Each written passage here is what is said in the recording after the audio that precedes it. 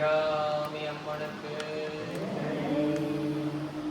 80 வரைக்கும் பாடியிருக்கோம். 81லேருந்து 90 வரைக்கும் பாடியிருக்கோம். அதுக்கப்புறம் 89 வரைக்கும் நம்ம அர்த்தம் பார்த்தாச்சு. 90லேருந்து இருக்கோம்.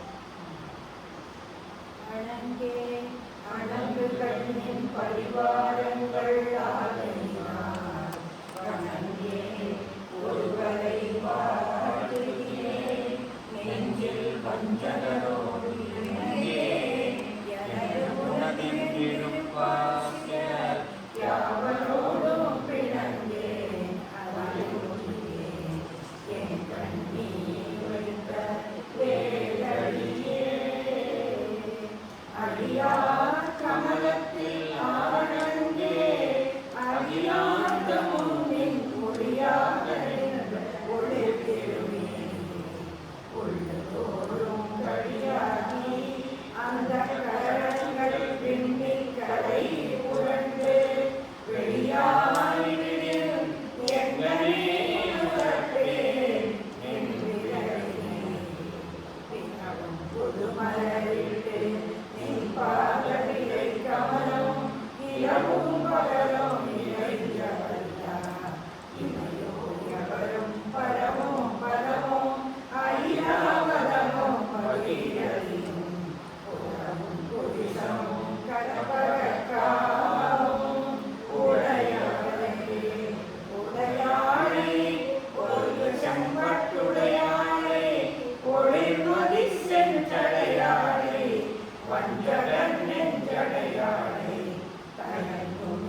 தயங்குடையாளே எங்கள் பெம்மா இடையாளே இங்கு என்னை படையாளே உங்களையும் படையா வண்ணம் பார்த்திருமே பார்க்கும் திசைதோறும் பாசாருசமும் அரிசிலை வந்தாலும் புதுமரைந்தோம் கரும்போம் என் அல்லெல்லாம் தீர்ப்போம் திரிபுரையாட்டிலேனியோ சிற்றிடையோ வாழும் மௌனமும்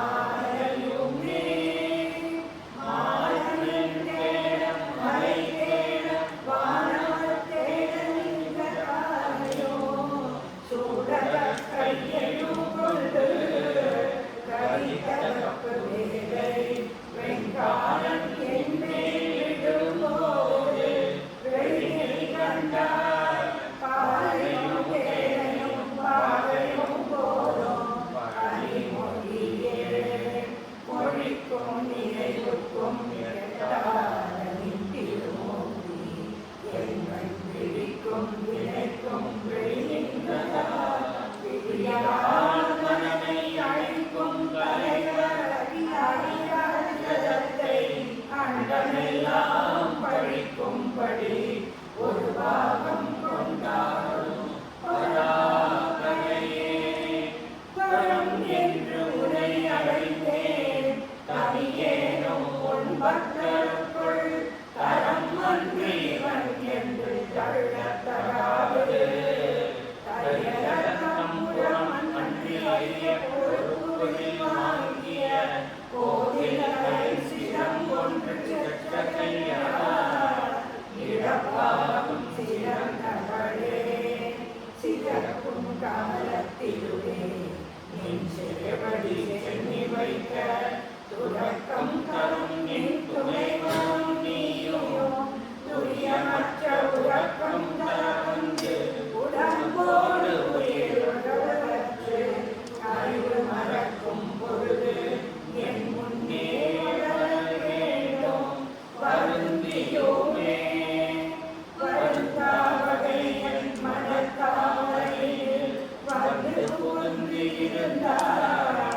பழைய பிடமாக இனி எனக்கு பொருந்தாது ஒரு பொருள் இல்லை விண்மேலும் புலவருக்கு விருந்தாக வேலை மருந்தானதை நல்லோ மெல்லிடமே 39 வரைக்கும் நம்ம பொருள் பார்த்தோம். நீங்கள் 90லேருந்து ஆரம்பிக்கலாம். 90வது பாட்டம் நிறையா வார்த்தைகளை முன்ன பின்ன மாற்றி எழுதினா தான் நமக்கு புரியும். பொயட்டிக்கலாக இட் இஸ் அலவுடு. சம்ஸ்கிருதத்துலேயும் சரி தமிழ்லையும் சரி வார்த்தைகளை வந்து இன்னும் பின்னா எழுதணும். நம்ம தான் சொல்லிக்கணும். சமஸ்கிருதத்தில் இன்னுமே ஜாஸ்தி அது. சமஸ்கிருதத்தில் பதம் பிரிக்கிறது வேற கஷ்டம்.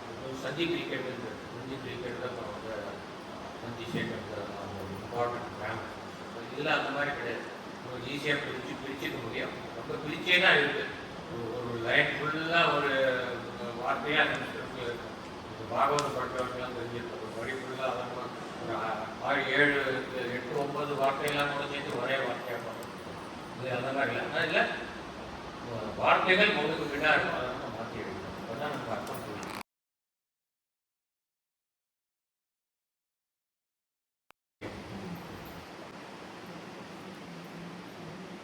விண்மேவும் புலவருக்கு விண்ணக்க தெரியும். விண்ணுலகம், வானுலகம், தேவலோகம்.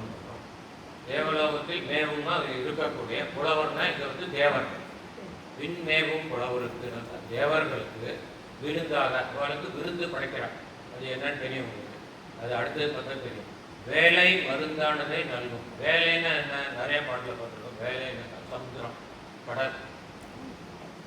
நீங்கள் திருப்புகளை கூட நிறைய இதில் பார்த்துருக்கேன். வேலை வேலை தீமூலன்னு ஒரு பாட்டில் வரும். முருகப்பெருமான் வந்து வேலாயுதத்தை வந்து மாமரமாக ஒழிஞ்சிருந்த சூரபத்மனை அழிக்கிறதுக்காக வேலாயுதத்தை வந்து சமுத்திரத்தில் செலுத்தினா அது தீமூலம் இருந்தாலும் அவ்வளோ உஷத்தோடு போகிறது அந்த மேல். ஸோ அதனால் வேலைனாக்கா எதுக்காச்சுன்னா வேலை அப்படின்னாக்கா சமுத்திரம், கடல் அப்படின்னு அர்த்தம். வேலை மருந்துன்னா என்ன அர்த்தம்? சமுத்திரத்துலேருந்து வந்த மருந்து என்ன உங்களுக்கு எல்லாம் தெரியும். அமிர்தம். சமுதிரத்தை இங்கே வந்து பார்க்கடலை சொல்கிறார். வேலை வந்து பார்க்கடலை கடைஞ்சோன்னா வந்து அந்த அமிர்தம்ங்கிற அந்த மருந்து, அந்த மருந்தை யாருக்கு? தேவர்களுக்கு விருந்தாக நல்கின, கொடுத்த.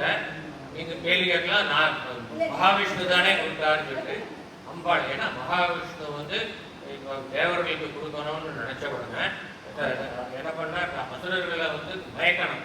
அதுக்காக வந்து அம்பிகையை பிரார்த்திக்கிறான். அம்பாளே உன்னுடைய வடிவத்தை எனக்கு கொடு.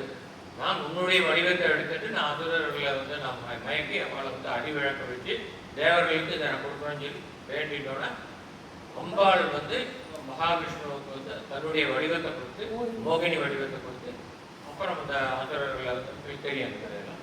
அப்புறம் தேவர்களுக்கு அந்த அமிர்தத்தை கொடுக்குறாங்க. அதுதான் நம்ம மிருத்தியோமா அமிர்தம் கமேன்னு நம்ம வெடிக்கிறது. அது இந்த அமிர்தம் இல்லை. இந்த அமிர்தத்தை குடிச்சதுனால அந்த தேவர்கள் அப்படியே அதே உடம்போட என்னடிக்கு இருந்துருக்காங்க. நமக்கு அந்த ஆசை இல்லை. இந்த கழட்டு உடம்போடு இருக்கணும்னு புது உடம்புல தான் கோவம் புதுசாக போனாக்கா இதை விட பெட்டர் அடுத்த உடம்புல போய் சின்ன குழந்தையா வந்து ஒரு வாலிபத்தில் எல்லாம் இருக்கிறது.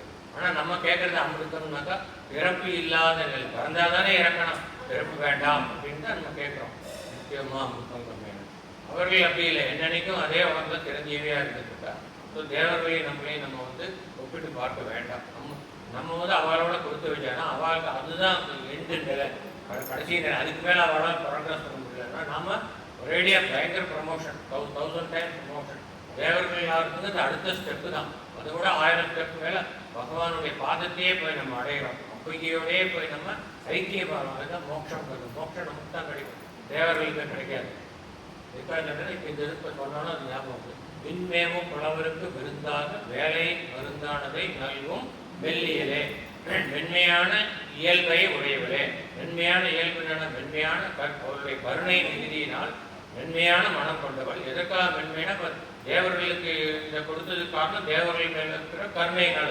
அசுரர்கள் தேவர்களை கொண்டு இப்படி இம்சிக்கிறாள, இவரை வந்து திரையில வச்சு அடைச்சி துன்புறுத்துறாளேங்கிற அந்த அவளை விடுவிக்கணும், அவளை வந்து சாஸ்வதமாக இருக்க வைக்கணும். அந்த அசுரர்களுடைய இந்த ஆக்கிரமிப்பினாலேருந்து அவளுடைய இந்த அழிவு செயலேருந்து இவளை மீட்டு இவளுக்கு என்னன்னைக்கும் நிலையா இருக்கிற மாதிரி ஒரு தன்மையை கொடுக்கணுங்கிற ஒரு அந்த கருணை உள்ளதுனால அது கொடுக்குறான். அதனால வந்து என்ன சொன்னாக்கா மெல்லியலே, மென்மையான இயல்னாக்கா மிருதுவான கருணை உள்ளம் கொண்டவளே. அடியவர்கள் மீதும் அந்த கருணை உள்ளம், தேவர்கள் மீதும் அதே கருணை உள்ளத்தை கொண்டவள். அடியவர்கள் மீது அதிகமான கருணை. அதனாலதான் நேராக தன்னோடைய ஐக்கியப்படுத்துகிறான். மெல்லியலே வருந்தா வகை என் மனத்தாமரையினில் பழைய இருப்பிடமாக வந்து புகுந்து இருந்தார். அழகாக எழுதிட்டார். வருந்தா வகைனாக்கா நான் வந்து அம்மா உன்னை நான் வந்து அடைய முடியலையே அப்படின்னு சொல்லி நான் ரொம்ப வருத்தப்படுறேன். அது ஒன்று. ரெண்டாவது, நான் உன்னை தேடி வரணும்னா என் கால் வருந்தும். இப்போ கால் வேற எனக்கு உடஞ்சிருக்கு. நான் உன்னை தேடி வரணும்னா கஷ்டப்பட்டு நான் வரணும் அங்கே. அப்படி நான் வந்து என்னோட கால் வருந்தாதபடி நான் உன்னை தேடி நடந்து வர்றதுக்கு எனக்கு தேவை இல்லாதபடி நீயாக வழிய வந்து என்னை ஆட்கொண்டாய். வருந்தாமை. அது மாதிரி என் மனதும் வருத்தம், உடல் வருத்தம் மன வருத்தம் ரெண்டும் அர்த்தம் எடுத்துக்கலாம். நீ என்னை ஆட்கொள்ளவில்லையே என்ற வருத்தம் எனக்கு இருக்கிறது. அந்த வருத்தத்தை போக்கும் வகையில் வருந்தா வகை என் மனத்தாமரை. என்னுடைய மனசு வந்து தாமரை மலர் போன்றது. ஏன்னா வந்து அந்த அம்பாளை வந்து அங்கே வைக்கணும்னா அது அற்புதமான ஒரு சீட்டு. அம்பாளுக்கு நம்ம ஒரு சீட்டு கொடுக்கணும். இந்த மாதிரி சாதாரண சேர்லே அம்பாள் வைக்கக்கூடிய ஒரு அற்புதமான அழகான ஒரு இருக்கையில் அவளை இருக்க வைக்கணும். அது என் மனசுங்கிற தாமரை, அதில் அவனை இருக்க வைக்கிறேன். அது இன்னொரு அர்த்தம் வந்து என்னன்னாக்கா, மனசுங்கிறது எங்கள் இங்கே இருக்கு சொல்கிறோம், ஹிருதயம் பக்கத்தில். அப்போ மனசுக்கு இடங்களில் கூட அதுதான் திங்க் பண்ணுறது. எங்கே இருக்குன்னு சொல்ல முடியாது. புத்திங்கிறது எங்கே இருக்குன்னு தெரியும், மனசு எங்கே இருக்குன்னு தெரியாது யாருக்குமே. இது வரைக்கும் சயின்ஸும் கண்டுபிடிக்கல, யாரும் கண்டுபிடிக்கல. ஆனால் நம்ம மனசு வந்து ஏதாவது திங்க் பண்ணும்போது ஒரு எமோஷன் வரும்போது நமக்கு ஹார்ட்டில் ஒரு ஃபீலிங் வருது. அது வாட் எவர் பயாலஜிக்கல் ரீசன். அதனால் நம்ம வந்து மனசு எங்கே இருக்குன்னு நினைச்சிருக்கோம். இங்கே இருக்கிறதுனால இது வந்து அநாகரம். ஸோ அநாகரம் ஒவ்வொரு நான் ஏற்கனவே சொல்லியிருக்கேன், ஒவ்வொரு மூலாதாரத்துலேருந்து சஹஸ்ராரம் வரைக்கும் ஒவ்வொன்றிலையும் ஒவ்வொரு நிலை தாமரைகள் இருக்குது. அநாகதங்கிற அந்த தாமரையில் என்னுடைய மனத்தாமரைகள் அநாகத சக்கரம். அந்த சக்கரத்தில் வந்து இருந்தாய். நான் வருந்தாமல் என்னை நீயே தேடி இருந்து வருந்தாமலை என் மனத்தாமரையில் பழைய இருப்பிடமாகங்கிறாங்க. ஏன்னா இப்போ நம்ம வந்து புதுசாக ஒரு இடத்துக்கு போனால் அங்கே அட்ஜஸ்ட் பண்ணிக்கணும். இங்கே ஊரில் என்ன கிடைக்குமோ, இந்த பக்கத்தில் கடை மளிகை கடை இருக்கா, அந்த கடை இருக்கா, டாக்டர் இருக்காளா, அப்படி இப்படிலாம் போய் பார்த்துட்டு இது பண்ணோம். நீ அப்படிலாம் கஷ்டப்பட வேண்டாமா, நீ ஏற்கனவே அங்கே இருந்த இடம் தான் இது. இன்னும் முந்தின ஜென்மத்திலையும் அவர் வந்து அம்பாள் உபாசகராக இருப்பார். அதனால தான் இந்த ஜென்மத்தில் அவருக்கு மோட்சம் கிடைச்சிருக்கு. அவ்வளோ ஜென்மத்தில் அம்பாள் உபாசிச்சு இப்போ நம்மளாம் வந்து ஏதோ கொஞ்சம் ஓரளவுக்கு உபாசனை பண்ணுறோம். அதனால் அடுத்த ஜென்மத்திலேயே நமக்கு மோட்சம் கிடைக்குங்கிற ஒரு நம்பிக்கை நமக்கு இருக்குது. அந்த மாதிரி பழைய இருப்பிடம் முன்னாடியே வந்து அம்பாள் நீ குடியிருந்துட்ட. அதனால் உனக்கு வந்து ரொம்ப அட்ஜஸ்டிங் ப்ராப்ளம்லாம் கிடையாது. நீ ரொம்ப சுலபமாக வந்து இது இருக்கலாம்னு அம்பாளுக்கு சொல்லிக் கொடுக்குறேன். பழைய இருப்பிடமாக வந்து புகுந்து இந்த உலகத்தில் தாமரையில் புகுந்து இருந்தவள் அம்பிகை இருக்கிறார். அப்படி வந்து அம்பிகை எனக்கு என்னுள்ளே வந்து இருந்து என்னை ஆட்கொண்ட காரணத்தினால் இனி எனக்கு எதுவுமே தேவையில்லை. இந்த உலக இன்பங்கள் ஏதாவது எனக்கு வேணுமா, ஏதாவது தேவை இருக்கா, இன்னும் ஒரு கார் வேணுமா, இன்னொரு பங்களா வேணுமா, எதுவும் வேண்டாம் எனக்கு. நீயே எது கிடைச்சா எல்லாம் கிடைச்சா அர்த்தமோ அதுவே எனக்கு கிடைச்சிருச்சு. By knowing which everything else is நோன்னு சொல்லுவார் காடுகளுடைய டெஃபினேஷன். அது மாதிரி அம்பிகையினுடைய அருளே கிடைச்சதுனால இனி வேண்டியது எதுவுமே இல்லை அப்படின்னு அர்த்தம் எடுத்துக்கல. இனி எனக்கு பொருந்தாத ஒரு பொருள் இல்லை, எனக்கு வேண்டியதுன்னு எதுவுமே கிடையாது, எதுலையுமே எனக்கு ஆசை இல்லைங்கிறது. இன்னொன்று, நான் எனக்கு ஏதோ வேணும்னு நினைச்சேன், அது கிடைக்காதனே கிடையாது. உன்னுடைய அனுகிரகத்துக்கு எனக்கு கண்டிப்பாக கிடைக்கே ஆகும். அதனால் எனக்கு கிடைக்காதது பொருந்தாதுன்னு கிடைக்காதுன்னு அர்த்தம் இருக்கும். எனக்கு கிடைக்காதது ஒன்றும் இல்லை, எனக்கு தேவையானது ஒன்றும் இல்லை, இரண்டு அர்த்தம் இருக்கணும்.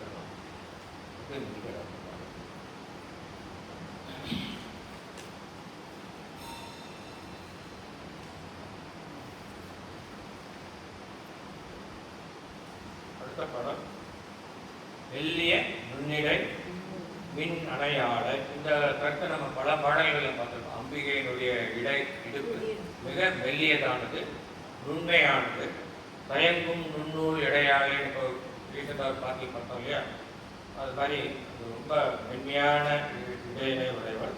அது வந்து மின்னல் கொடி போன்றதுன்னு நம்ம பல பாடல்களை பார்க்கலாம். அதான் மின் அடையாளை. மின் அடையாளுக்கு ரெண்டு அர்த்தம் சொல்லிக்கலாம். அவருடைய நுண்ணிடை வந்து மின்னல் போன்றது, மிக மெலிதானது. இன்னொன்று மின்னல் போன்று பிரகாசமாக ஒளி வீசக்கூடியவர் அம்பாளை வர்ணிக்கிறார். இது பல பாடல்களில் வர்ணிக்க வர்ணனை, அதை பற்றி நம்ம அதிகம் பார்க்க வேண்டியதில்லை. மின்னல் கொடி போன்ற மென்மையான இடைய உடையுள்ள மின்னல் போன்று ஒளி வீசுவதை காட்டுறாங்க. விரிசடையோன் புள்ளிய மென்முலை பொன் அணையாளை. விரிசடையோன்னாக்கா சடாமுடியை விரிச்சுட்டு இருக்கார் சிவபெருமான். அதாவது ஏற்கனவே பாட்டுக்கலாம், வார்த்தடையோன் அருந்திய அஞ்சு அமுதாந்திய அம்பிகை தொங்குயமே திருந்திய சுந்தரி என்று அப்படின்னு பாட்டில் பார்த்தோம் இல்லையா. அதில் வார்த்தடையோன்னு சொல்றாங்க. அது தடையன்னா வாரி ஜடாமௌலம் மாதிரி அவர் கருத்து இருக்கார். அந்த மாதிரி இருப்பார். எப்போ அவர் தியானத்தில் இருக்கும்போது வலையை வீழ்ச்சி போட்டிருப்பார், ஜடாமௌலம் மாதிரி இருந்துட்டு இருப்பார். ஆனால் அவர் வந்து தாண்டவம் ஆடும்போது, முத்ரா தாண்டவம் ஆடும்போது அவர் தடை அப்படியே விரிஞ்சது காத்துல அலம்போதும். அதுதான் விரிசடையோன்னா அவர் வந்து தாண்டவம் ஆடக்கூடிய அந்த நிலையை சொல்றான். விரிசடையம் விரித்த சடாமுடியை உடைய அதனால் இது முன்னுக்கு பின் முரண்படையாது. வாசடையோன்றது அந்த சமயத்தில் வாசடையும், விரிசடையோன்றது வேற சமயத்தில் விரிசடையும். விரித்த சடாமுடியை உடைய சிவபெருமான் விரிசடையோன் புள்ளியன கழுவிய கழுவி கொண்ட வெண்முளை மென்மையான மார்பகங்களை உடைய பொன் அணையானை பொன் போன்று அழகிய ஒளி வீசக்கூடிய இந்த மஞ்சள் நிறத்தை உடைய பிங்களே பாடம் பொன்னாக்க பிங்களே நிறம் மஞ்சள் நிறம் பொன் அணையாளை பொன் போன்றவளை புகழ்ந்து அவளை போற்றி புகழ்ந்து மறை சொல்லிய மனம் மறைனா வேதங்கள்னு தெரியும். இந்த இடத்துல வேதங்கள்னு சொல்றது சக்தி ஆகமம். சக்தி ஆகமத்தில் அம்பிகையை எப்படி வழிபட வேண்டும் என்று சொல்லிக் கொடுத்தபடி, அதுதான் மறை சொல்லிய வண்ணம் சொல்லிக் கொடுத்தபடி தொழும் அடியாரை உன்னை வழிபடக்கூடிய அடியவர்களை தொழும் அடி 2 தடவை தொழும் அடியாரை தொழும் அவருக்கு அப்படின்னாக்கா அம்பாள தோழர்கள் அம்பாள தொழக்கூடியமான தோழர்கள். அடியாருக்கு அடியவர்கள் நம்ம கேட்டுக்கொள்ளே அதான் அடியாருக்கு அடியவர்களுக்கு. அப்படி அடியார்கள் அம்பாளுடைய அடியார்களுக்கு என்ன பொருங்கிறது நம்ம ஏற்கனவே பார்த்துக்கோம். இந்த அடியாருக்கு அடியாருக்கு என்ன கிடைக்கணும்னு சொல்றோம். வல்லியம் ஆர்த்து எழ 7ன்னு போட்டுட்டு 7ன்னு வல்லியம் ஆர்த்து எழ வெண் பகடூரும் பதம் தருமே. வல்லியம் அப்படின்னாக்கா பல பல்னாக்கா பல இயம்னாக்கா பல மங்கள வாத்தியங்கள். பல ஆர்த்து எழனாக்கா ஆர்த்து எழனா முழங்கக்கூடிய பல மங்கள வாத்தியங்கள் முழங்கக்கூடிய ஒழிக்கக்கூடிய நிலையில் வெண் பகடு வெண்மையான பகடுன்னா மலை சின்ன குன்று. இந்த இடத்துல வெண்மையான குன்றுங்கிறது என்ன சொல்றதுன்னா வெள்ளை நிறத்தை விட ஐராவதம். ஐராவதம் குன்று மாதிரி இருக்கு. வெண்பகடு ஊரும். இந்த ஐராவதத்து மேல ஊர்ந்து செல்லக்கூடியவர் யாரு? தேவேந்திரன். அதாவது தினசரி தேவேந்திரன் நகர்வனம் போவார். தேவலோகத்தில் எல்லாம் ஒழுங்கா கடத்தொழில் சொக்கித்துக்கணும் குறைச்சல் இல்லை. இருந்தாலும் கேட்டு போவார் பான்மாடி ராஜா இருக்கிறேன். அதனால இப்போ ஐராவதத்தில் ஏறி பவனி வருவார். வரும்பொழுது முன்னாடி பின்னாடி மங்கள வாத்தியங்கள். தமிழ்நாடாக இருந்தால் நாதஸ்வரம், தமிழ் எல்லாரும், கேரளா பஞ்சவாத்தியம் இப்படிலாம் போயிட்டு இருக்கோம். அப்படி இமேஜின் பண்ணிக்கலாம். தேவலோகத்தில் என்ன வாத்தியமாக இருக்குன்னா தேவலோகத்தில் போனதில் தெரியாது. அதனால் அந்த மாதிரி இந்த மங்கள வாத்தியங்கள் ஆர்த்தி எழ ஒழிக்க முழக்க வெண்பகடு ஊரும். வெண்மையான ஐராவதத்தில் செல்லக்கூடிய பவனி செல்லக்கூடிய பதம்னா பதவியை தரும். அதாவது இந்திர பதவியை தரும். யாருக்குனாக்கா அம்பிகையை தரும் அடியவர்களுக்கு அடியார்கள் எவரோ அவர்களுக்கு இந்திர பதவியை தரக்கூடியது உன்னுடைய கருணை அப்படின்னு சொல்றாங்க. இது ரொம்ப சுலபமான பாடம். அடுத்த பாடம் போகலாம். அப்படின்னா 2 பதார்த்தங்களுக்கு 2 ஒன்று பதம்னாக்கா பாதம் திருவடி. இன்னொரு பதம் இப்பெல்லாம் தெரியுங்களா? தீபாவளிக்கு திருப்பி பண்ணிட்டு பதம் பார்க்கணும். கம்பி பதம் வந்து தக்காளி பதம் வந்துதா தண்ணியில் போட அடியில் உட்காந்து தக்காளி இப்படிலாம் பதம். பதத்தே உறுதி அப்படின்னா உன்னுடைய திருவடிகளில் மனம் வைத்து பக்தியினால் ரசித்து உருகி சாதாரண புரியும். இன்னொன்று பதத்தே உருகின பதம்னா நான் சொன்ன மாதிரி பக்குவம். பதம் பார்க்கறேன் பக்குவம், இந்த கரெக்டான பக்குவம் வைத்து பார்க்கணும்னா கொஞ்சம் முன்னாடி எடுத்துட்டு அது சேர்ந்து வராது. ரொம்ப லேட்டாச்சுன்னா நம்ம சுற்றியை கொடுத்து தான் தப்பை மட்டும் ஆளுக்கு சுற்றி கொடுக்கணும். கேட்டு இல்லைன்னா அந்த கட்டிங்களாக இருக்கணும். அந்த மாதிரி கொஞ்சம் முன்னாடியே இருக்கக்கூடாது, ரொம்ப லேட்டாக ஆகக்கூடாது. கரெக்டான பக்குவம். இப்போ நம்ம பார்த்தோம் இல்லையா கதி எருமத்தில் தொழிலும் ஆகி இந்த சைரை கடைஞ்சி ஆன்மாவை கடைஞ்சி பக்குவப்படுத்துறான்னு பார்ப்போம் இல்லையா நம்மளுடைய மனத்தை. அந்த மாதிரி இந்த கயிறு கரெக்டாக அது முன்னாடி எடுத்து சேர்ந்து வராது. ரொம்ப நேரம் அது நல்லா பக்குவம் வந்ததுக்கப்புறம் கடைஞ்சா பிரிஞ்சு போய் மறுபடியும் அந்த மோரில் வந்து கலந்துரும். அப்புறம் எடுக்க முடியாது. கரெக்டான பாட்டில் திரட்டி எடுத்தால் அந்த வெண்ணெய் அப்படி திரண்டு வரும். அது மாதிரி என்னுடைய மனதை நீ பக்குவப்படுத்தின. யார்? அம்பாளே பக்குவப்படுத்தின, நம்மளே பக்குவப்படுத்திக்கல. என்னுடைய முயற்சி இருந்தது, ஆனால் நீ உன்னுடைய அனுகிரகத்தினால் பக்குவப்படுத்தினான். அந்த பக்குவம் அடைந்த என் மனது உன் மீது லயித்து உருகினது அப்படிங்கிறாங்க. இப்போ வந்து நம்ம அந்த பாகு வந்து உதாரணம் பார்க்கணும். பாகு இவருடைய மனசு வந்து பாகு மாதிரி உறுதிக்குன்னு அர்த்தம் எடுத்தோம்னா பாகனுடைய தன்மை என்ன? இனிமை.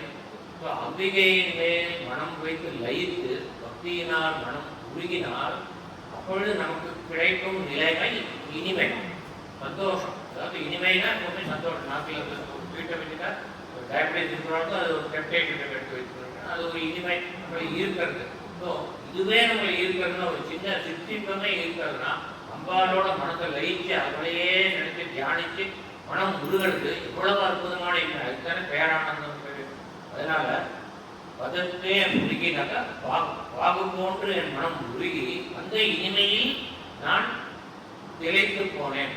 பதத்தே உருகி நின் பாதத்திலே மனம் பற்றி திரும்பவும் வந்து பாதங்கிற பார்த்தவாது உன்னுடைய பாதத்தில் என் மனம் பற்றி பற்றிங்கிறதுக்கு 3 அர்த்தம் ஏற்கனவே நான் சொல்லியிருக்கேன்.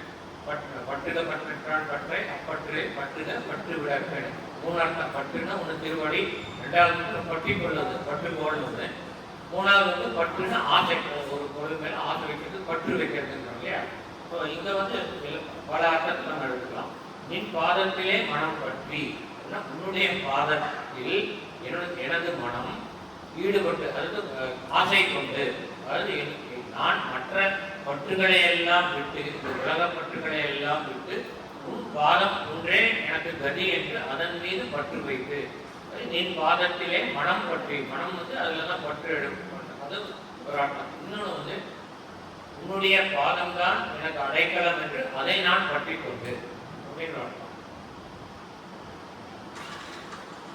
நின் பாதத்திலே மனம் பற்றி உந்தன் இதத்தே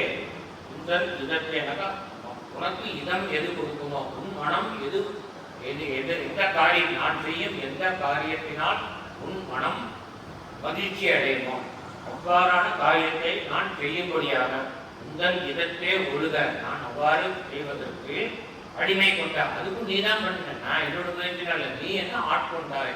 என்னை ஆட்கொண்ட நான் காரணமாக என்னுடைய மனது வேறு எதிலுமே ஈடுபடாமல் உன்னுடைய பற்றிலே உன்னுடைய திருவடிகளிலே பற்று கொண்டு அதையே பற்றுகோடாக பற்றி கொண்டு நான் இருக்குமாறு உன்னுடைய அப்படி பற்றி கொண்டதனால் உனக்கு எது பிடிக்குமோ அதையே நான் செய்யுமாறு எனக்கு ஒரு மனப்பாங்கை தந்தருளினாய்.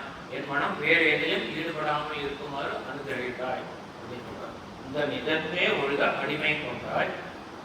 இனி யான் ஒருவர் மதத்தை மதிமையர்கள். இப்படி ஒரு அற்புதமான ஒரு உங்களோட அனுகிரகத்தை கிடைச்சதுக்கு அப்புறம் நான் என்னத்துக்காக வந்து இன்னொரு மதம் எப்படி இருக்கு இதை விட அதை பெட்டரா இருக்குமான்னு பார்க்க வேண்டிய அவசியம் இருக்கா. இந்த கருத்தை ஏற்கனவே பல தடவை சொல்லியிருக்கா. பரசமயம் விரும்பேன்னு ஒரு பாட்டில் பார்த்தோம். அப்புறம் வந்து இனி எந்ததற்கு சமயங்களும் இல்லை ஈன்றெடுப்பால் ஒரு தாயும் இல்லை அப்படின்னு ஒரு பாட்டில் பார்த்தோம். சமயம் ஆறும் தலைவி இவளாய் இருப்பது அறிந்திருந்தும் வேறும் சமயம் என்று கொண்டாடிய வீணருக்கேன்னு ஒரு பாட்டில் பார்த்தோம். அதே கருத்து தான் இந்த பாட்டிலையும் வருது. இனி யான் ஒருவர் மதத்தை மதிமயங்க, என்னோட மதி வந்து அதில் மயங்காது, என்னுடைய மதி வந்து முழுமையாக உன்னுடைய பற்றிலேயே பற்றி கொண்டிருக்கும் அப்படின்னு சொல்றார். மதிமயங்கேன் அவர் போன வழியில் செல்லேன். அவள் போனால் அந்த பக்கத்தையே நான் போக மாட்டேன், அவாய்டு பண்ணிடுவேன். இல்லைன்னா என்ன வந்து அவள் வழியில் இழுத்துட்டு போயிடுவான்.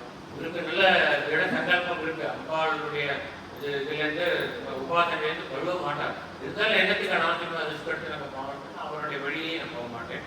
நான் வந்து உன்னையே நான் தியானிச்சுட்டு உன்னுடைய அச்சாமூர்த்தியையே பார்த்து கொண்டு இந்த திருக்கடையூரில் அமல் எழுந்தறியிருக்கும் அபிராமியையே பார்த்து கொண்டு இங்கேயே இருக்கிறேன். என் உள்ளும் வெளியும் உன்னையே நான் பார்க்கிறேன். நான் வேறு மதத்தில் மதிமயங்க மாட்டேன் அப்படின்னு சொல்றார்.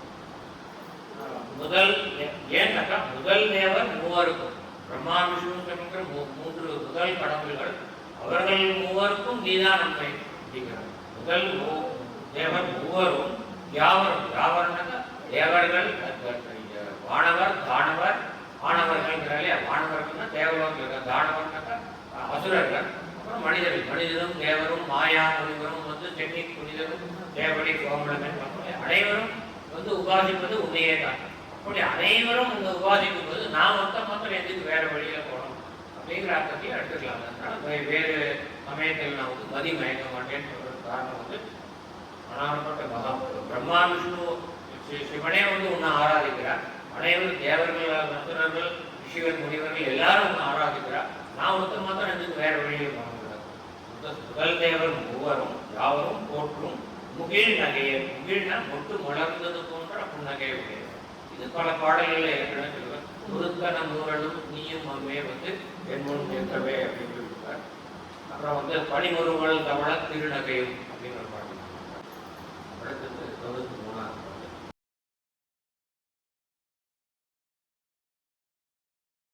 பெற்ற நாயகிக்கு அது தெரியும் உங்களுக்கு. ஞானம்னாக்கா இந்த புவனம், இந்த பிரம்மாண்டம், இந்த யூனிவர்ஸ், இந்த யூனிவர்ஸை கிரியேட் பண்ண அந்த அற்புதமான அந்த அம்பிகைக்கு இந்த ஞானம் எல்லாம் பெற்ற நாயகிக்குன்னா அவ்வளவு பெரியவள் நடக்கும். ஏற்கனவே சொல்லியிருக்கேன், அவள் படைத்த அனைத்திலும் அவள் நிரம்பி நிற்கிறாள்.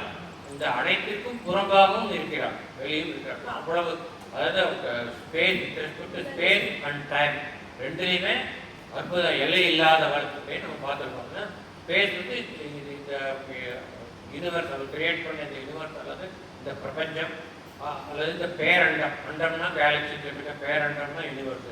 இந்த பேரண்டம் எல்லை இல்லாததுன்னு நம்ம பல தடவை பார்த்துருக்கோம். அது எக்ஸ்பேண்டிங் யூனிவர்ஸ், எவர் எக்ஸ்பேண்டிங் யூனிவர்ஸ்லாம் பார்த்துருக்கோம். லிமிட்டில் அந்த அப்படிப்பட்ட இந்த பேரண்டத்திற்கும் புறம்பாகவும் இருக்கோம்னா அவளுடைய வடிவம் வந்து எல்லையற்றது. With respect to space. ரெண்டாவது டைம். இந்த பேரண்டம் எப்பொழுது படைக்கப்பட்டது என்பது யாருக்கும் தெரியாது, எப்பொழுதும் தெரிந்து கொள்ளவும் முடியாது. எவ்வளவு காலம் இருக்கும் என்பதும் யாருக்கும் தெரியாது. அப்படி எல்லை இல்லாதது வித் ரெஸ்பெக்ட் டு டைம் ஆகும். அப்படிப்பட்ட அந்த பேரண்டத்தை படைத்தவள் அதற்கு முன்பாகவும் இருந்திருக்க வேண்டும். ஒருத்தருக்கு முன்னாடி இருந்தால் தான் அது படைக்க முடியும். அதனால with respect time also limitless. அப்படிப்பட்ட இந்த லிமிட்லெஸ்ஸான அந்த அம்பிகைக்கு நம்ம என்ன சொல்றோம்னா, இந்த ஞானம் எல்லாம் பெற்ற நாயகிக்கு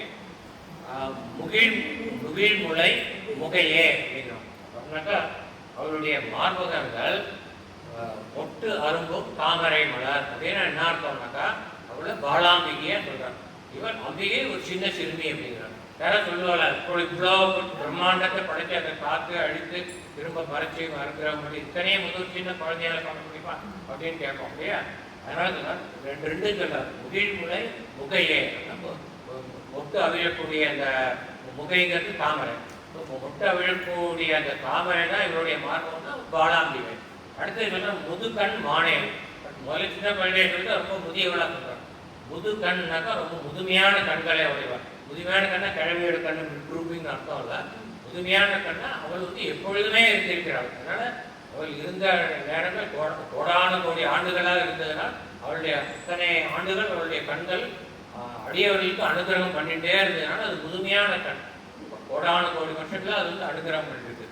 அப்படிப்பட்ட கண் மானே, மானுடைய கண் போல. ஏன்னா மானுடைய கண் வந்து சஞ்சலிச்சுட்டே இருக்கும். இங்கேயும் இங்கேயும் கண் வந்து காட்டில் வந்து அது புல் மேயும்போது பார்த்தாலும் இங்கேயும் அங்கேயும் பார்த்துட்டே இருக்கும். ஒரே இடத்துல பார்க்கணும், இந்த பக்கம் புலி வருதா, இந்த பக்கம் சிங்கம் வருதா என்னன்னு பயந்துட்டே சாப்பிட பாவம். அது சாப்பிட்றதுக்கு கூட நிம்மதி இல்லை. அந்த மாதிரி ஒரு ஜென்மம்.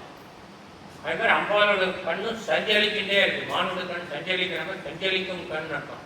அம்பாலோட கண் ஏன் சஞ்சலிக்கிறதுனாக்கா அவள் வந்து இமைக்காத கண்களை உடையவள்னு இன்னொரு பின்னாடி நம்ம வந்து பதிகத்தில் பார்க்க போனோம். பதிகத்தில் வந்து அம்பாளுடைய கண் இமைக்காது சஞ்சலிச்சுட்டே இருக்கணும். பதிகத்தில் இதே கருத்து வருது.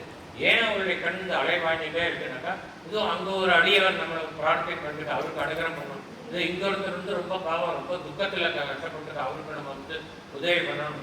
கண் எங்க இருக்க அடியவர்கள் கோடான கோடியான அடியவர்களுக்கு கண்டினியூஸாக அனுகிரகம் பண்ணிட்டே இருக்க வேண்டியிருக்கு. அதனால அவருடைய கடைக்கண் பார்வை எல்லா இடத்துக்கும் போக வேண்டியிருக்கு. அதனால கண் ஒரு இடத்துல இல்லாமல் இப்படி பரதநாட்டியம் டான்ஸ் பண்ற மாதிரி போயிட்டே இருக்க. அதனால தான் வந்து மானுடைய கண் போல் சஞ்சலம் இருந்த கண் அப்படின்னு சொல்றாங்க.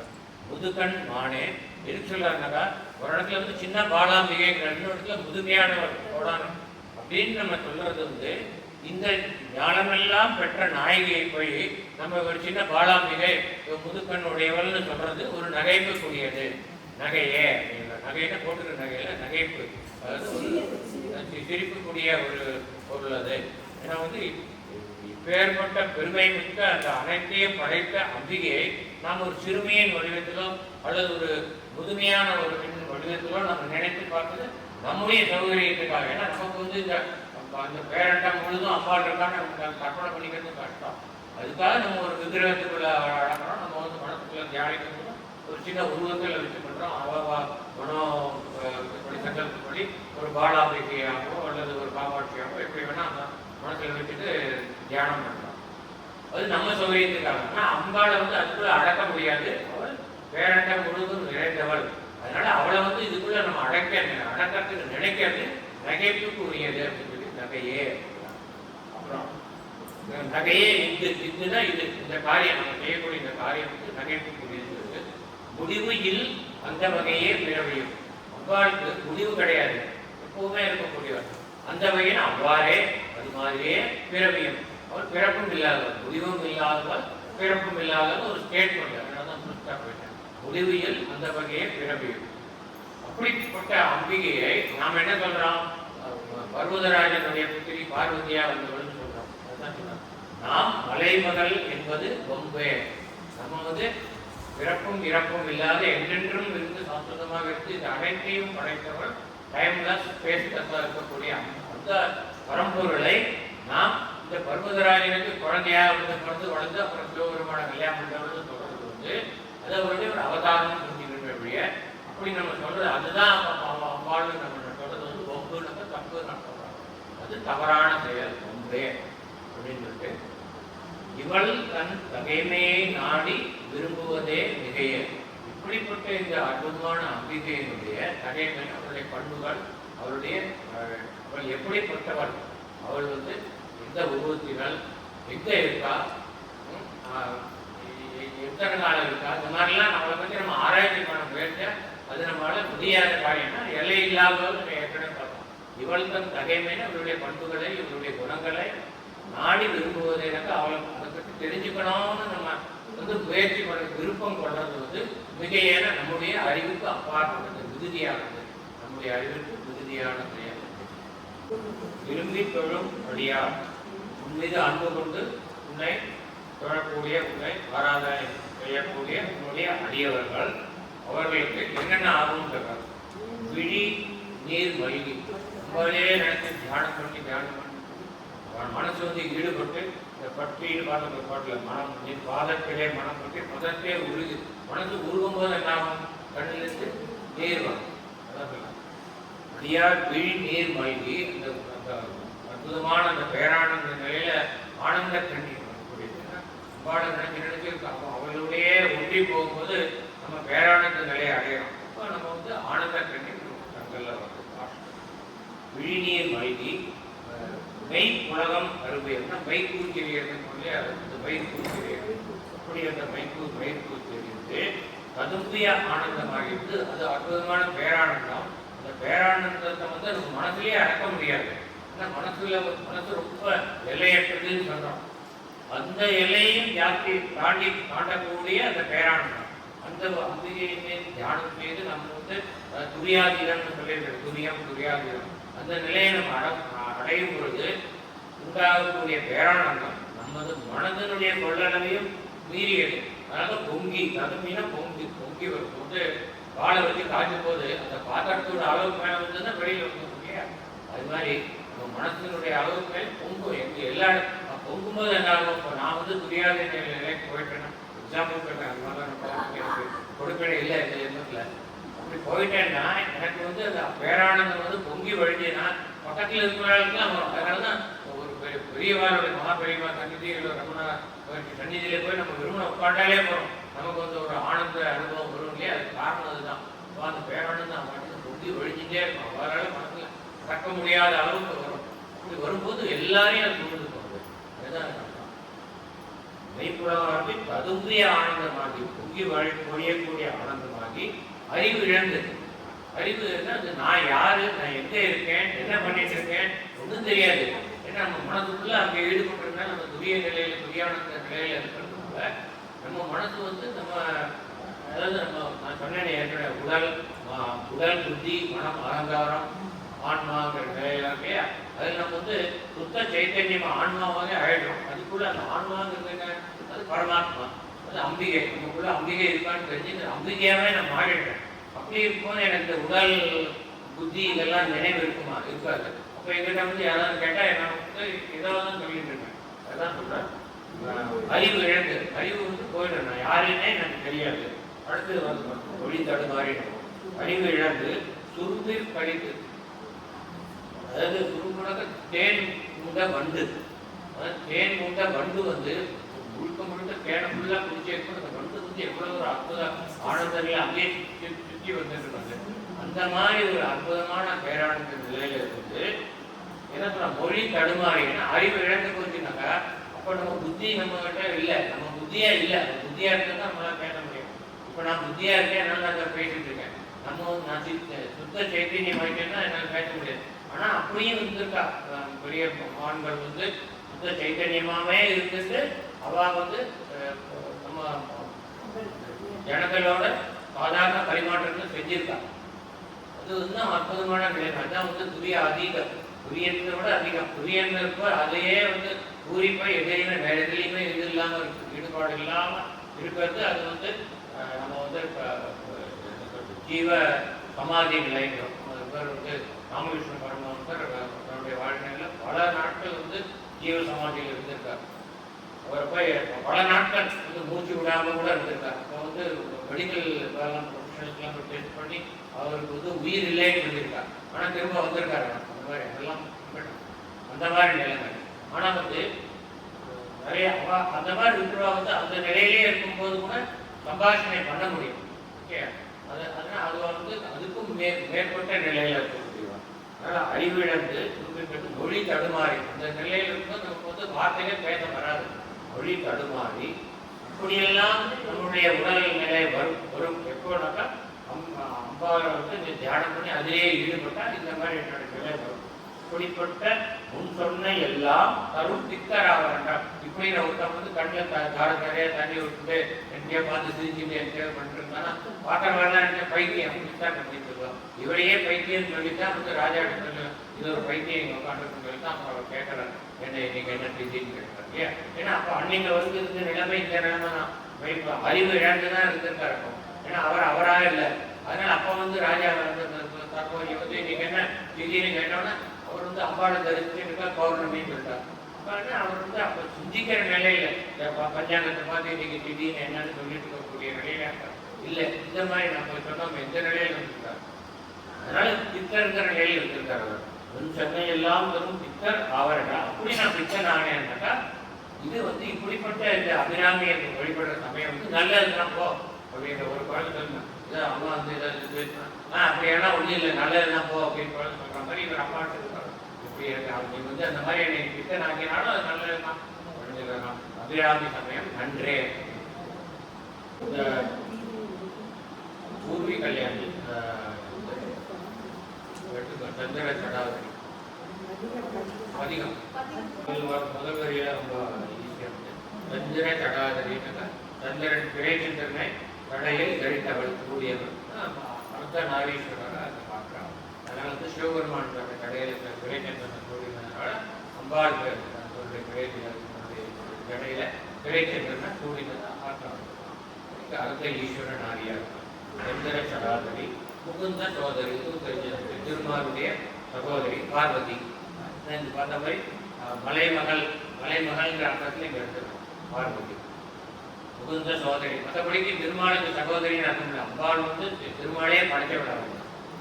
முகுந்த சோதரி துங்கஜல சுலோச்சன அப்படின்னு துங்கனாக்கா தூய்மையான, அது துங்கபத்ரான்னு இருக்கும். தூய்மையான நதி, அந்த காலத்தில் தூய்மையாக இருக்கு. தூய்மையான நதியான துங்கபத்ரான்னு இருக்கு. துங்க சல சுலோச்சன. லோச்சனான என்ன? லோச்சனானா கண். ஒரு பாட்டு கூட யோச்சனா கமல லோச்சனா நடுக்குருவான்னு வரும் இல்லையா? ஆனால் யோச்சனா கமல லோச்சனா கமல தாமரை போன்ற கண்களை முடியாம நடுக்குருவம் யோச்சனா. என்ன காப்பாற்றுறதுக்கு நீ யோஜனையில் ஆழ்ந்திருக்கியா அப்படின்னு ராமரை பார்த்து தியாகப்படம் கேட்கலாம். அந்த மாதிரி லோச்சனான கண் கமல லோச்சனா. இங்கே வந்து துங்க லோச்சனானா தூய்மையான கண்களை உடையவள். கல சுலோச்சனா தூணக்க சிறப்பான கலன சலனம் போட்டு மானியம் இதுக்கண்ணு பார்த்தோம். தூய்மையான அழகிய நீண்ட இமைக்காத எல்லாருக்கும் வருது. இமைக்காத அழகிய சஞ்சலமுடைய கண்களை உடையவளே அப்படின்னு அர்த்தம்.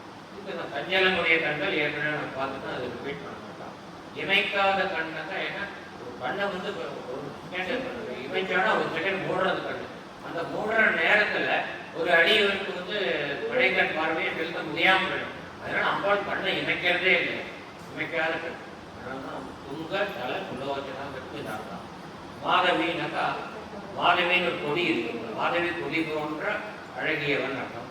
இன்னொன்று வந்து மாதவி மலர்களை திறந்தவில் கூடியவன். இதெல்லாம் சாதாரண. சம்பிரம பயோதரி, சம்பிரமம்னாக்க சம்பிரமமா சாப்பிட்டேன்னா சிறப்பாட அழகிய. சம்பிரம பயோதரினா அழகிய, பய உதரி, உதரின்னா வயிறு, பய உதரினாக்கா உள்ளடங்கின வயிறு. ஏற்கனவே நாம் பார்த்துருக்கோம் மெல்லியன் 300 மின்னணையாள அம்பாளுடைய இடம் வந்து சிறிய இடம். பெரிய நம்ம தொப்பை இருந்துச்சுனாக்கா மின்னணையாளையெல்லாம் சொல்ல முடியாது, நுண்ணிடையாளையும் சொல்ல முடியாது. அதனால பயோதரி உள்ளடங்கிய வயிறு. பீமன் வந்து இன்னும் நிறைய சாப்பிட்றவங்களும் தெரியும். எல்லாம் அவருக்கு வகாசம் கொண்டு போன உணவு முழுவதும் சாப்பிட்டா அப்படி அவனுக்கு திருப்தியாக. அப்படி சாப்பிட்றவன் என்ன எப்படி கற்பனை பண்ணிப்பானா பெரிய தொப்பை உள்ளவன். அப்படி கிடையாது அவன். அவனுக்கு பேர் வந்து துர்கோதரன் பேர். துர்ககானாக்கா நரி, ஓனாய்க்கு பேர் துர்ககா. அப்புறம் வந்து துர்க குதிரனாக்கா வயிறு, ஓனாய் வயிறு உடையவன் துர்கோதரன் பேர். இப்போ பீமனுடைய வயிறு ஓனாய் வயிறு. ஓனாயுடைய உணவு சாப்பிட்டாலும் ஒரு இலையை முழுக்க முடிச்சாலும் அது கர்வைக்கிறாங்க, வயிறு உள்ள அடக்கி வெளியில் வராது. இது கான்வெக்ஸாக இருக்கும், கான்கேவ் வராது. இப்போ அந்த மாதிரி இருக்கிற வயிறு வந்து துர்கோதரன் பேர். இது பயோதரிங்கிறது. பயோதரன் அதுவும் உள்ளடங்கிய வயிறு, அது ஓனாய் வயிறு உள்ளடங்கிய. ரொம்ப அழகிய உள்ளடங்கிய வயிற்றினை இடையினை உடையவர் பயோதரி. அவன் பெண்களுக்கு அழகு பல பாடல்கள் சொல்லுவான். சுமங்கலி என்றும் சுமங்கலியாக இருக்கிற சோமங்கலியத்தை தனது அன்பர்களுக்கு அருள்பவர், நித்திய சோமங்கலியத்தை அருள்பவர். சுலக்ஷணி சிறப்பான லட்சணத்தை அழகினை உடையவர். சாற்றவும் கருணாகரி, சாற்றுதல்னாக்கா சொல்லுதல், எடுத்து சொல்லுதல். சாற்று அருணா அரியதான, சொல்வதற்கு அரியதான அவ்வளவு அற்புதமான கருணையை உடையவள். அனைவர் மீதும் கருணை செலுத்த கோடாடு கோடி பக்தர்களுக்கு கருணை. அந்த கருணையை வந்து ஈடு இணையற்ற கருணை, அதை வார்த்தைகளால் வர்ணிக்க முடியாது. சாற்றவும் கருணாகரின்னு செய்பவர், கருணையை செய்பவர், கருணத்தை செய்யப்படும் கருணாகரி. அந்தரி, அந்தரினாக்கா அன்பர்களின் உள்ளத்தில் இருப்பவர், அந்தர்யாமிங்களுடைய உள்ளத்தில் இருப்பவர். வராகி, வராக முகத்தை உடையவர். சாம்பவி, சம்புவின் துணைவி சாம்பவி, சம்புங்கிறது சிவபெருமானுடைய பெயர். இன்னொரு அர்த்தம் சாம்பவினா சாம்பவி மகாமுத்திரைன்னு ஒரு யோகத்தில் ஒரு முத்திரை இருக்கு. அந்த சாம்பவி மகாமுத்திரையின் வடிவாய் இருப்பவர். அமர சோதரி, அமரர்கள் தேவர்கள், தேவர்களின் சோதரின நலம் காப்பவர், அவர்களின் மீது கருணை கொண்டு அவர்களுடைய நலத்தை காப்பவர். அமலை, அமலைன்னா மலங்கள் அற்றவர், மலங்களை நீக்குவோம். அதாவது முன்மலங்கள் சொல்ல கண்மம் மாணவம் மாயை. இந்த தன்னுடைய அடியார்களின் மனதில் அவர்கள் அந்த அடியார்கள் வந்து ஆன்மீகத்தில் முன்னேற வேண்டும் என்றால் முதலில் அவர்கள் மலங்கள் நீக்க வேண்டும். பிறகுதான் தன்னை தியானிப்பதற்கு அவர்களுக்கு சாத்தியமாகும். அதனால் முதல் மலங்களை நீக்கிறார். அதனால தான் அமலை, மலங்களை நீக்குவோம். ஜெகத்யால சூத்ரி, ஜெகத்யால சூத்ரிங்கிறதுக்கு ஒரு காமனே ஆகும்.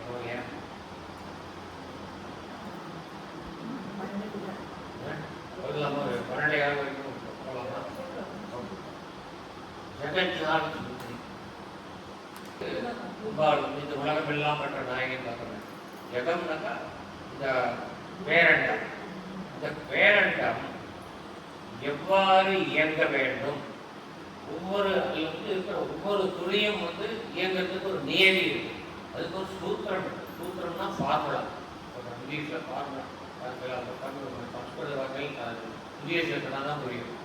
சூத்திரினால ஜெகத்யால சூத்திரினா இந்த பேரண்டம் இயங்குவதற்கு உண்டான சூத்திரத்தை தன்னிடம் இருக்கிற சூத்திரதாரி. அதாவது இந்த பேரண்டம் இயங்குவதற்கு சூத்திரம்னா என்ன இருக்கும், மாடர்னாக எல்லாம் புரியணும்னா கோடிங். இந்த புல் பேரண்டமும் எவ்வாறு யூனிவர்ஸெல்லாம் எப்படி இருக்கணுங்கிறது வந்து கோடிங், ஒவ்வொரு செகண்டும் கோடிங் பண்ணிட்டு இருக்காங்க. இப்போல்லாம் கோடிங் தானே பண்ணிட்டு இருக்கோம். ஏன்னா கோடிங் பண்ணால் தான் எல்லாமே நடந்துட்டு இருக்கு. அது மாதிரி கோடிங் பண்ணக்கூடியவர் என்னன்னாக்கா இதனுடைய அற்புதம் என்னன்னாக்கா, இப்போ இந்த பேரண்டத்தோட படைப்பை நினைச்சு பார்த்தா இந்த மக்களும் நீங்கள் தியானம் பண்ண போகிறோம். வேற எந்த சுவாமியுமே நீங்கள் தியானம் பண்ண வேண்டாம். இந்த ஒரு நாளைக்கு நல்ல பிரகாசமாக அமாவாசை அன்னைக்கு பிரகாசமாக இருக்குது. அமாவாசை அன்னைக்கு நிலவு இல்லாத அன்னைக்கு, கிளவுடு இல்லாத அன்னைக்கு போய் மொட்டை மாடியில் இந்த மொட்டை மாடி கிடையாது. எங்கேயோ ஒரு இடத்துல பீச்சில் போய் நின்று இந்த நட்சத்திரங்கள்லாம் பார்க்க வரும். 1/2 மணி அதை பார்த்துட்டு பார்க்கணும். அப்போ நமக்கு தெரியும் நம்ம ஒன்றுமே இல்லைன்னு தெரியும். ஆனால் நமக்குள்ளே எல்லாம் இருக்குதுன்னு தெரியும், அதுவும் தெரியும், ரெண்டுமே தெரியும். இப்போ வந்து இது வந்து அற்புதமான பேரண்ட். அதை பற்றி நான் ஏற்கனவே சொல்லியிருக்கேன். எவ்வளோ பெருசுன்னு, எவ்வளோ ட்ரில்லியன்ஸ் ஆஃப் கேலக்சிஸ். அதுக்கு எண்ணிக்கையே கிடையாது. ஒவ்வொரு கேலக்சிலையும் ட்ரில்லியன்ஸ் சூரிய குடும்பம். ஸோ இதை பற்றிலாம் நம்ம விவரிக்கணும்னா ரொம்ப ஆகும். இதே வேண்டாம், நம்மளுடைய சூரிய குடும்பத்தையே எடுத்துக்கலாம். இது வந்து ப்ராப்பராக இயங்கணும்னா அதுவும் வேண்டாம். நம்மளுடைய பூமி வந்து ப்ராப்பராக இயங்கணும்னா அதுக்கு இத்தனை அற்புதமான ஒரு கோடி பண்ணியிருக்கோம். அதை பண்ணினோம் அம்பிகை. இது வந்து சாதாரணமாக நினச்சி பார்க்கவே முடியாது. இப்போ இந்த பூமியை வந்து படைச்சிட்டு இதில் வந்து உயிரினங்கள் இருக்கணும் அப்படின்னு ஒரு சங்கல்பம் பண்ணிட்டார். இதில் உயிரினங்கள் இருக்கணும்னா எப்படி இருக்கணும்? இப்போ போயிட்டு நீங்கள் வீனஸ்லேயோ மெர்க்குரியிலையோ ஒரு உயிரினத்தை இருக்க முடியுமானா இருக்க முடியாது. ஏன்னா இது மெர்க்குரியில் வந்து temperature, surface temperature 430 degree centigrade பகலில், ராத்திரியில் -180 டிகிரி சென்டிகிரேடு. நம்ம அங்கே போய் இருக்க முடியுமா? வீனஸில் பார்த்தா 465 degree centigrade throughout the day. ஏன்னா வீனஸில் வந்து அதனுடைய அட்மாஸ்பியர் வந்து கார்பன் டை ஆக்சைடு. இப்போ கார்பன் டை ஆக்சைடு தன்மை வந்து என்னென்னா உள்ளே போன கீட்டை வெளியில் விடாது. அதனால தான் இப்போ குளோபல் வார்மிங் சொல்கிறோம். ஏன்னா இப்போ நிறைய இண்டஸ்ட்ரீஸ் வந்து நிறைய ஆட்டோமொபைல்ஸ் வந்து பொல்யூஷனில் கார்பன் டை ஆக்சைடு, ஆக்சிஜன்லாம் குறைஞ்ச கார்பன் டை ஆக்சைடை இன்க்ரீஸ் பண்ணிகிட்டே போகிறோம். இப்படி போச்சுனாக்கா வீனஸ் மாதிரி ஆகிடும் ஒரு நாளைக்கு நம்ம அட்மாஸ்பியர். ஆச்சுன்னா உள்ளே வந்த சூரியனுடைய வெப்பத்தை வந்து வெளியில் போகிறதுக்கு வழி இல்லாமல் இருக்கும். அதனால ராத்திரியும் பகலும் வீனஸில் ஒரே டெம்பரேச்சர் 430 டிகிரி தான். ராத்திரி ஆனாலும் குறையாது. நம்ம வந்து ஃபார் எக்ஸாம்பிள் தண்ணியை வந்து கொதிக்க வச்சா அந்த டெம்பரேச்சர் 100 டிகிரி சென்டிகிரேட். 465 டிகிரினா அது மாதிரி 4 மடங்கு போய் கையை வைக்க முடியுமா? அங்கேயே இருந்துட்டு இருக்கணும். 24 மணி நேரம் 365 நாள் அங்கேயே இருக்கணும். கடற்கரை காரியமாக. அதனால பூமியில வந்து மனிதர்கள் உயிரினங்கள்லாம் இருக்கணும்னா அதுக்கு எப்படி ஒரு கண்டிஷன் இருக்கணும்னு கால்குலேட் பண்ணி அந்த கரெக்ட் டிஸ்டன்ஸ் வச்சு அந்த கரெக்டான அந்த நமக்கு வந்து ஒரே பகலாக இருக்கும், ஒரே இருட்டாகவும் இருந்தாக்கா நமக்கு ஒரு வெரைட்டி வேணுங்கிறதுக்காக வேண்டி பூமியை தன்னைத்தானே சுத்த வச்சு ராத்திரி 12 மணி நேரம் பகல் பண்ணுறது. அப்புறம் வந்து அதை ஒரு சாய்வான கோணத்தில் வச்சு அதனால சீசன்ஸ் உண்டாக்கி எப்போவுமே சம்மராக இருந்தாலும் நமக்கு கஷ்டம், எப்போவுமே விண்டராக இருந்தாலும் கஷ்டம். அதனால் வருஷம் ஃபுல்லாக சீசன்ஸை கொடுத்து இத்தனையும் இது பண்ணி அது மாதிரி நமக்கு என்ன மாதிரி அட்மாஸ்பியர் இருந்தால் பெஸ்ட்டு அப்படின்னு சொல்லிட்டு அதுக்கு எவ்வளோ ஆக்சிஜன் வேணும், எவ்வளோ கார்பன் டை ஆக்சைடு வேணும், எவ்வளோ வேணும்னு எல்லாம் கரெக்டாக கால்குலேட் பண்ணி அது வந்து இருக்கிறதுக்கு தண்ணி ரொம்ப முக்கியம். அதனால் தண்ணியை முக்கியமாக தண்ணியை கொடுத்து இதில் ஒவ்வொன்றும் பர்ஃபெக்டாக கால்குலேட் பண்ணி இந்த பூமியினுடைய இதே மாதிரி ஒரு சூழ்நிலை இருந்தால் தான் உயிரினங்கள் இருக்க முடியும். அப்படிங்கிற ஒரு நிலையில பூமியை உண்டாக்கி அப்புறம் இந்த பூமியில சந்திரன் இருக்குன்னா சந்திரன் ஒரு பர்டிகுலர் டிஸ்டன்ஸ்ல சுத்திட்டு வருது. பூமி வந்து ஒரு பர்டிகுலர் ஸ்பீட்ல சுத்திட்டு வருது. இந்த ஸ்பீட் ரொம்ப ஜாஸ்தியானாலும் கம்மியானாலும் நமக்கு இருக்க முடியாது.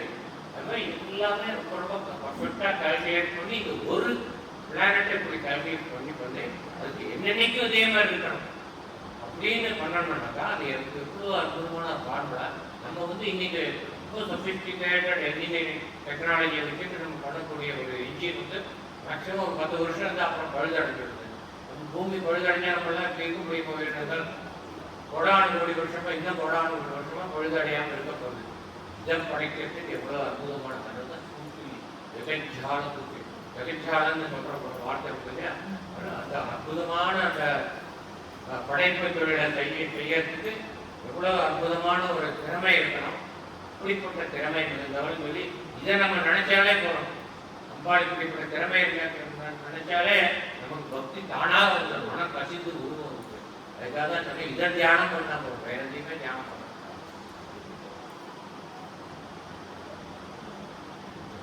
சூத்ரி அகிலாத்ம காரணி இது பார்க்குறது. இந்த அகிலத்துக்கு பேரண்டம், இந்த பேரண்டத்துக்கு ஆத்ம காரணம் மூல காரணமானவர் அப்படிங்கிறோம். அதுதான் ஜெகத்காரணி, ஜனனி ஜெகத்காரணி பரிபூர்ணின்னு சொல்லுவாங்க. ஜெகத்காரணி ஜெகத்தை உண்டாவதற்கு, ஜெகத்து படைப்பதற்கு, காப்பதற்கு, அழிப்பதற்கு எல்லாத்துக்கும் காரணமானவர். வினோததே நாராயணி, நாராயணனை வடிவனம். அகண்ட சின்மய பூரணி. அதாவது சின்மயம்னா தெய்வீக குணம். சின்மயம் சுத்த சைத்தன்யம் இருக்காங்க. அதுதான் அனைத்து அகண்டனா அனைத்து தெய்வீக குணங்களின் பரிபூர்ணம். பூரணின பரிபூர்ணமான சக்தி வடிவத்தில். சுந்தரி அழகானவள். நிரந்தரி நிரந்தரமானவள். துரந்தரி துரந்தரினாக்கா அனைத்திற்கும் பொறுப்பை ஏற்றுக்கொண்டவள். இந்த குணம் முழுவதற்கும் அது சரியாக இயங்குவதற்கு அம்பிகை தானே பொறுப்பை ஏற்றுக்கொண்டிருக்கிறார். தானே இதை படைத்து அதற்கு பொறுப்பையும் ஏற்றுக்கொண்டு அந்த பொறுப்பை டெலிகேட் பண்ணியிருக்கார். படைக்கிறதுக்கு பிரம்மா, பார்க்கறதுக்கு விஷ்ணு, அழிக்கிறதுன்னா லயம் அழிக்கிறது விஷயம்னு படிச்சிருக்காரு. அவர் தான் supervisor, CEO, chief executive officer. அகிலாத்ம காரணி, அனைத்திற்கும் காரணமானவர். அகண்ட சின்மய பூரணி, நிரந்தரி நிரந்தரமானவள். துரந்தரினா அனைத்திற்கும் பொறுப்பை ஏற்றுக்கொள்வார். பொறுப்பேற்றுவார். வரைனாக்கா மலை, வரை ராஜனாக்கா மலையரசன். மலையரசனான பருவ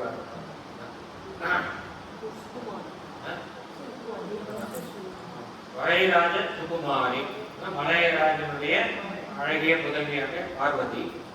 கௌமாரி, கௌமாரினா குமாரனாகிய முருகப்பெருமானை ஈன்றவள். உத்துங்க கல்யாணி, உத்துங்கம்னாக்கா பிரசித்தி பெற்ற, இல்லை இன்னொரு இடத்துல தூய்மையான. கல்யாணினா கல்யாணி, கல்யாண குணங்களே உடையவள். பிரசித்தி பெற்ற தூய்மையான கல்யாண குணங்களே உடையவள். புஷ்பாஸ்திரம் பாணி, வயது தெரியும். புஷ்ப அஸ்திரங்களை அந்த துயத்தில் பாணி கைகளில் ஏந்தி கொண்டவள். தொண்டர்களுக்கு அருள் சர்வாணி, தெரியும். இல்லை அவருடைய அடியவர்களுக்கு என்றும் கருணை செய்யக்கூடிய கருணை மிக்கவர். சர்வாணின கருணை மிக்கவர். அந்தரி, அன்பர்களின் மனத்தில் உரைபவர். அந்தரி முன்னாடி அந்தரி வராகி நாம்பதி. அந்தரி மலர் பிரம்மர் ஆதி துதி. மலர் பிரம்மன தாமரை மலரில் வீட்டிருக்கக்கூடிய பிரம்மர் ஆதின பிரம்மர் தொடக்கமான தேவர்கள். பிரம்மாதி தேவர்கள் சொல்றது இல்லையா? பிரம்மர் தான் ஃபஸ்ட்டு தேவர்கள், அதுக்கப்புறம் தேவர்கள். தேவர்கள் இந்திரன், சிவனும் விஷ்ணுவும் இந்த பிரம்மாதி தேவர்கள் வரமாட்டான். அதான் தனி. சிவன் விஷ்ணு, அதுக்கு அடுத்த கேட்டகரியில பிரம்மா மற்ற தேவர்கள் இருக்கிறான். அதெல்லாம் அது பிரம்மாதி தேவர்கள். மலரில் வீட்டிருக்கக்கூடிய பிரம்மராதி துதி. பிரம்மர் ஆதியான தேவர்களால் துதிக்கப்படும் அம்பிகை. வேத ஒளி மலர், அதாவது எப்பொழுதும் வேத கோஷங்கள் கேட்டுக்கொண்டிருக்கக்கூடிய இந்த திருக்கடையூர். இந்த காலத்தில் அப்படி கேட்டிருக்கு, இப்ப எல்லாம் சினிமா பாட்டு கேட்டிருக்கு. வேத ஒளி வளர் என்று மலர்ந்து கொண்டிருக்கக்கூடிய, எப்பொழுதும் வேதங்களின் மொழி கேட்டுக்கொண்டே இருக்கக்கூடிய கடவுரில், திருக்கடையூரில் வாழக்கூடிய அல்லது திருக்கடையூரை வாழ வைக்கக்கூடிய சுவாமி. சுவாமின்னு ஏற்கனவே துர்கை, பார்வதிக்கு இன்னொரு பேரு சுவாமிங்கிறது. சுப நேமி, நேமினா ஆக்ஞா சக்கரம். சுபம்னா நம்மளுடைய குண்டலினி யோகம் ஆக்ஞா சக்கரத்துக்கு வந்தோடனே அது பூரணத்துவம் உடையிறது. அதுக்கப்புறம் சகசராசிரமத்துக்கு போறது தானாக. ஆனால் இங்கேயே அவங்களுக்கு எல்லாமே நம்மளுடைய படைப்பின் ரகசியம் இங்கேயே புரிஞ்சு வருது. அதனால சுபநேமி, சுபமான ஆக்ஞா சக்கரம். அப்புறம் புகழ் நாமி, புகழ் வாய்ந்த பெயரே உடையவளை. பல பெயர்கள் சகசரநாமம் சொல்றோம். 1000 பெயர்களும் புகழ். ஒவ்வொரு பெயருக்கும் லலிதா சகசரநாமம் ஒவ்வொரு பேருக்கும் அர்த்தம் பார்த்தீங்கன்னா அற்புதமான அர்த்தம், புகழ் மிகுந்த அர்த்தம். அது எப்போது சமயம் வாய்ந்தா நம்ம பார்க்கலாம். லலிதா சகசரம் புகழ் நாமி, சிவசுவாமி மகிழ்வாமி, சிவபெருமானை மகிழ்விக்கக்கூடிய சுவாமின்னு எத்தனை துர்கை பார்வதி. அபிராமி ஆகிய உமையே. அபிராமி அம்மனுக்கு ஜெய்.